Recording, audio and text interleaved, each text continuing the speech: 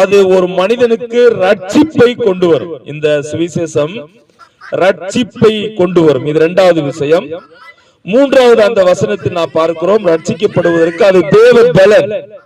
So சுவிசேஷத்திற்கு வல்லமை உண்டு, அது தேவ பலன் அப்படின்னு சொல்றார்.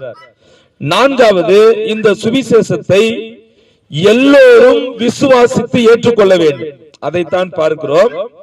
முன்பு யூதரிலும் பின்பு கிரேக்கரிலும் விசுவாசிக்கிறவன் எவனோ. சோ 4 விஷயங்கள்.